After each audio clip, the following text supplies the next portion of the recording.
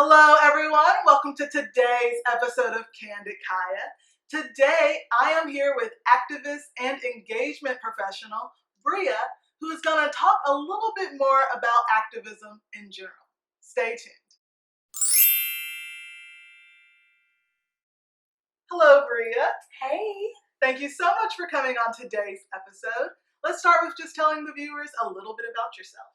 Yeah, thank you for having me so much, Nakaya. My name is Bria. I'm 26, currently living in Atlanta, but I am from New York, Long Island. I went to Yale University, and I would say that's where I really got politicized and became very active in the work that I do now. I've been doing it for about 8 years at a local and national level, and I'm really excited to be a part of this conversation. Awesome. So tell us a little bit about how you would describe yourself. Yeah. I mean, first and foremost, I identify as an activist just because there's a million different issues that all intersect, and I don't want to feel tunneled into one specific area because it all impacts us, especially as Black women. So just generally activism. I also identify as an abolitionist because I believe deeply that there are just certain systems we can't reform. We have to just tear them down and start from scratch. And then lastly, I identify, I would say, as an influencer engagement professional, which just means that I work at the intersection of both activism and entertainment. And the idea that people who have these big platforms, who are creating art, and art imitates life, but also life imitates art, they should be a part of the work that we're doing. They should be creating art that is in alignment with what's happening in the world right now. And they should be really supported in reflecting the times. Awesome. So tell us a little bit about what does activism mean to you and what does acting look like? I mean, it's everything. I feel a huge sense of responsibility with all of the blessings and gifts that I have been given to leave this earth better than I received it. And especially because as a Black woman in this country, it's very clear to me that if I had been born in a different time, my life would be completely different. Like, I would not have the college degree that I have. I would not be living the way that I live. I would not be able to travel the world the way that I do. And so I feel this deep sense of responsibility that we should all be contributing something towards making this world that we live in better for future generations. And so to me, because activism can take many different forms. So for me, what that looks like is a lot of organizing marches, planning digital campaigns, working a lot around police brutality specifically, and just criminal justice work. But a lot of the people that I work with are artists, and what that looks like for them is creating content that reflects what's happening right now, helping people imagine what a different world we can live in if we put certain policies or practices into place, and really just building a culture that is more affirming, more connected, as opposed to, I think oftentimes we live in silos. And so I think a lot of my work is just bringing us back together and reminding us that we're so much stronger united. So, Bria, tell us, who are some activists that you admire?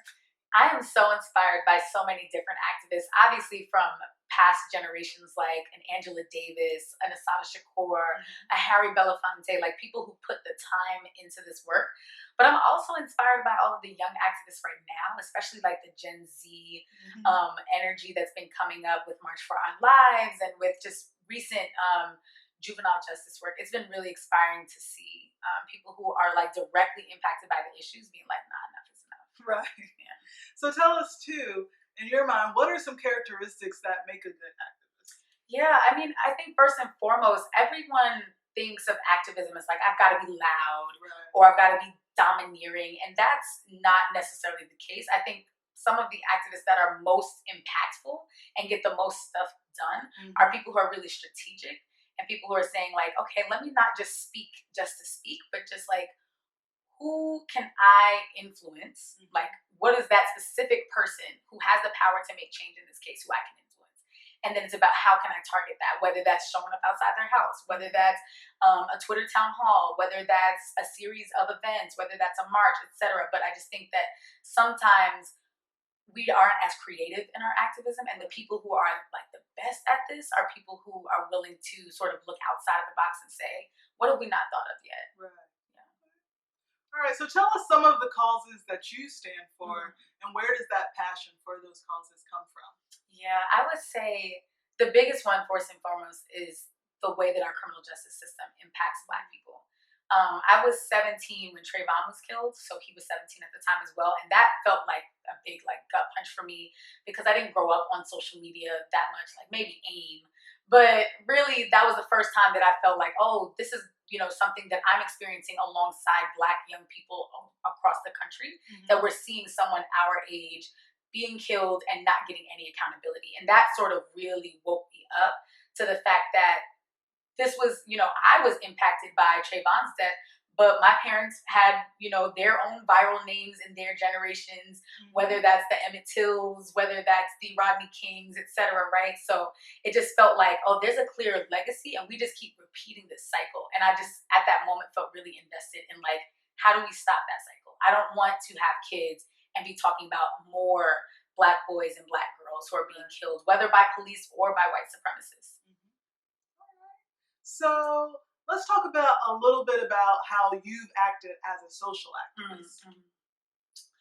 Well, I mean, generally as a social activist, I've been involved in quite a few campaigns. I started really locally as a student activist when I was at Yale, and we did a lot of campus-based work. This was around the time too that Mizzou, everything was happening there, and so there was a lot of local campaigns to push Yale and schools like Yale to be more accountable to their student bodies and to build environments that were really affirming for Black students and for just students of color generally. And through that was when I was sort of like, oh, shoot, like there is real people power that we are not always tapping into. Like in the span of a year, we were able to get a $5 million center built at Yale, rename various buildings, build different policy in place. And it was like, wait, there are so many issues in society that we're always all venting about, whether that's in our group chats, whether that's just like while we're watching things on the news, but there's things that we can actually do about it. And instead of waiting for someone else to do it, like, I wish somebody would come and fix this pothole or whatever, little things like that. But like, no, demand that, and like we have that power, but we don't always remember it. So what about any other campaign, like from Black Lives Matter to even like some of your other campaigns you did? What else? How do you be active? I mean, so tying into the conversation of racial justice, I've worked on quite a few campaigns. I worked on the campaign to free Meek Mill.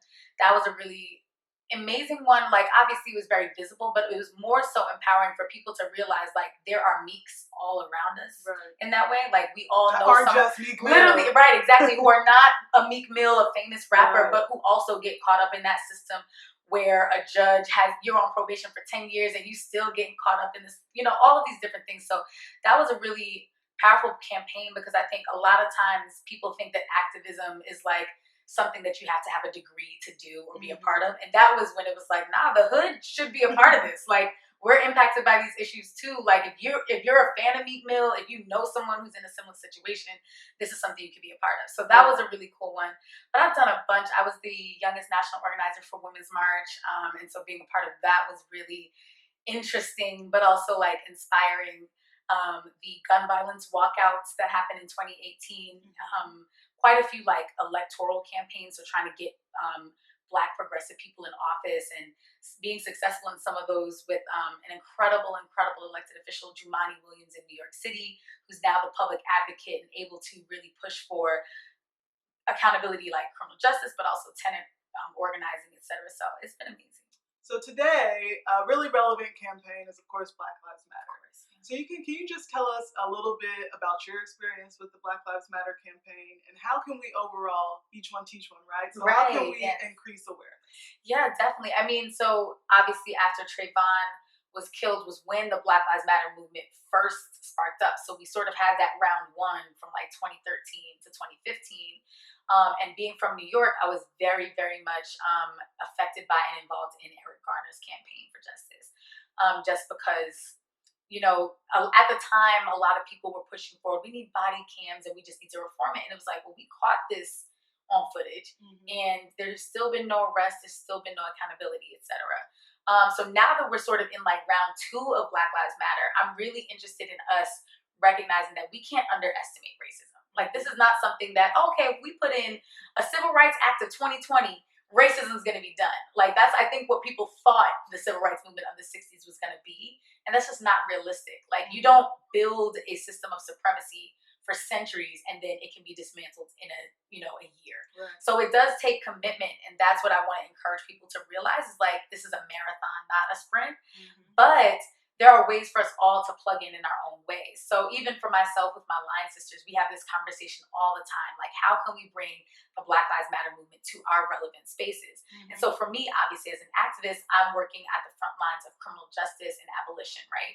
But some of my line sisters are school counselors or educators or social workers. And there's so much that needs to be shifted in those industries too. Like, how do we talk about school to prison pipeline and the fact that we got police in our schools suspending and expelling and arresting students at way higher rates than they are their white peers. We can talk about the healthcare system and medical racism and the fact that Black women have way higher rates of dying during childbirth than white women, that we can hardly get sort of the care that we need in those very vulnerable situations. And so there are ways that we all can plug into the spaces that we're in. We don't all need to like become a foot soldier, a Malcolm X. Like we can all shift our own industries and ensure that we are making the spaces that we live and work in more equitable and more safe for Black people. So yeah, I think this is something for people to really recognize. Like, I can commit to this in my own way, and it doesn't have to look like anybody else's way as long as my eyes are on that prize. And as long as you speak up. Hello, yes.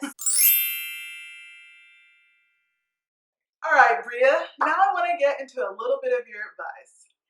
So question one is, how can people get involved in causes they believe in? So how can one become an activist? Yeah, I mean, it first and foremost starts with doing your homework. And I know that's not the sexy answer people want to hear. But the thing about when you first get like enlightened and woke and interested in activism, you get so excited that you forget that there were people who were doing that work before you got excited. So when I first was sort of getting passionate about police brutality and criminal justice reform and things like that, I had to recognize that, like, okay, just because I'm 17 doesn't mean like I'm I discovered police brutality and I'm going to be the one to solve it and I'm the only one who has solutions. Let me see who are the organizations in my community already doing that work. It doesn't make sense for me to join efforts with them, or is it that there's not an organization doing the work that I want to do, then I can start it. But sometimes we jump straight to starting it and not aligning, and then we have a bunch of organizations who are doing kind of the same thing and not working together. And it's a waste of resources and manpower. So I really, really encourage you to look in your local community. If specifically your issue is racial justice, you can find your local Black Lives Matter chapter. There's a big grassroots network, so you can be plugged into that. There's also an incredible collective, BYP 100. They also have nationwide chapters, and so that's a good place to start. But there's so many people doing this work, so plug into them, because you can also avoid the mistakes that they've made and sort of save time for yourself and just like jump straight into the impact.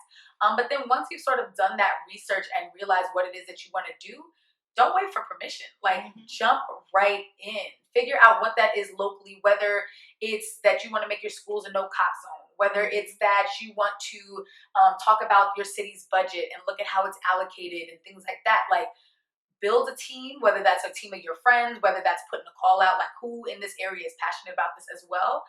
But build that team, research your demands and really play that out. And you don't have to really wait around for someone to give you the okay to do that. You can start a protest yourself. I actually went back home to Long Island for a protest recently that was organized by a 19-year-old young man I've never met before. And I've been doing this work for 8 years. So it was inspiring to me to see, like, he was like, he didn't wait around for someone to be like, yeah, we're going to name you the president of this, and as a result, you can do things. Like, no, do it and be a community member and inspire the other young people who showed up to the protest. Like, yeah, I don't have to be 35 and executive director of something to be a part of change. Right.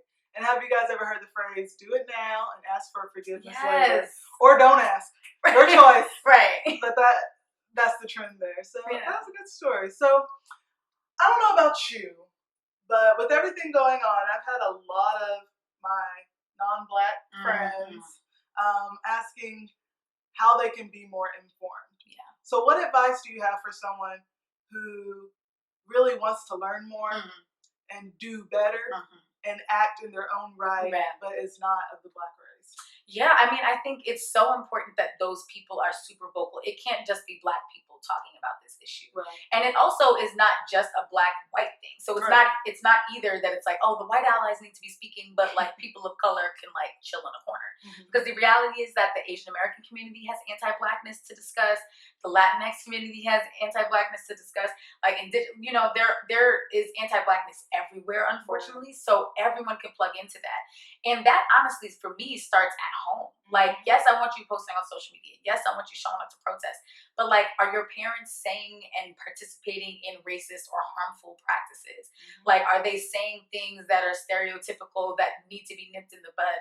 And like, there's a way, you know, I consider myself someone who has influence and is able to impact people, but I can't reach everybody. Right. And I especially can't reach people who sort of have had their mind made up.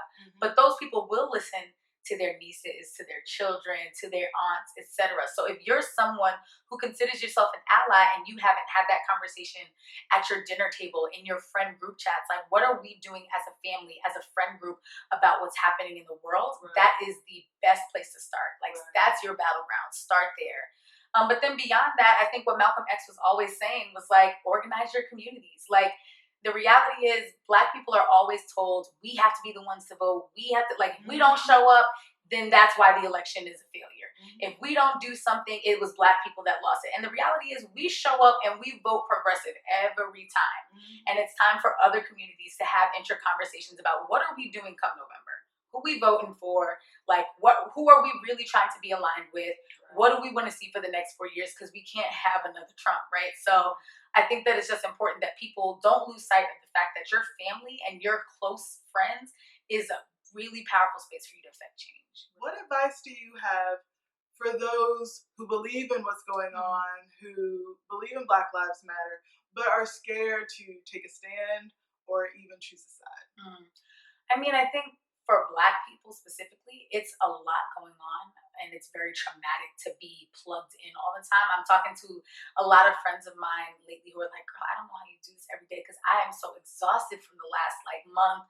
Like, I just can't, like, it feels like every day there's a new name, there's a new video, etc.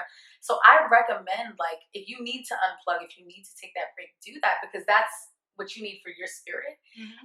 But recognize that, like, eventually you got to get back on the horse because we are only here, like literally, we are only here because Black people who came before us decided that they were not going to die. Like, literally.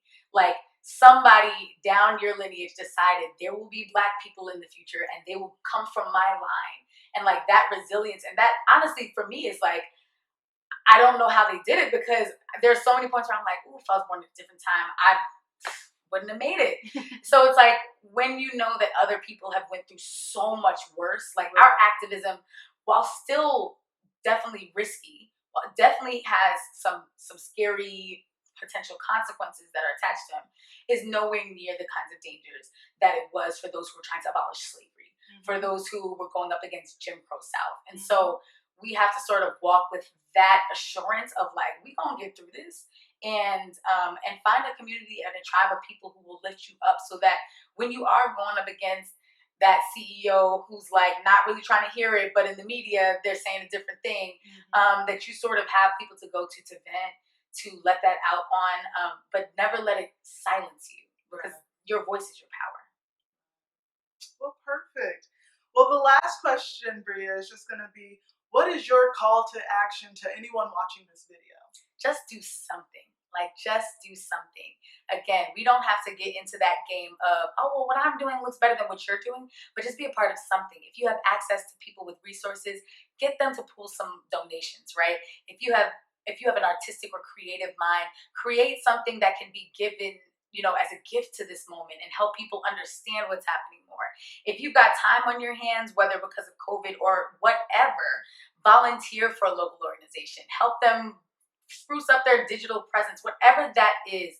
Do something for this moment because you don't want to look back and wish that you were part of this energy, that you were part of this shift, because I guarantee you, the world that we are about to step into is nothing like the world that we're coming from. And I can't wait to look back on a lot of these systems and be like, remember when police brutality was a thing? Remember when mass incarceration was a thing? And that's a thing of the past. And we can all be a part of that by just doing something. Perfect. And voting if you're able to. Hello. Amen. Please, All right. please. Well, Bria, thank you so much for this interview. Thank you for having me. Tell everyone how they can keep up with you. Yes. So you can stay connected with me on Instagram at Freckled While Black. FRECKLED While Black. And then you can also visit my website, briabaker.com. Awesome. Well, we hope you all enjoyed today's interview. Thank you again for everyone out there standing for something they believe in. Go you. And for those who are still looking to stand for something, we hope that this interview encourages you. This is your invitation. All Welcome. right, come on. Come on down. Well, thank you, everyone, and we'll see you again next time.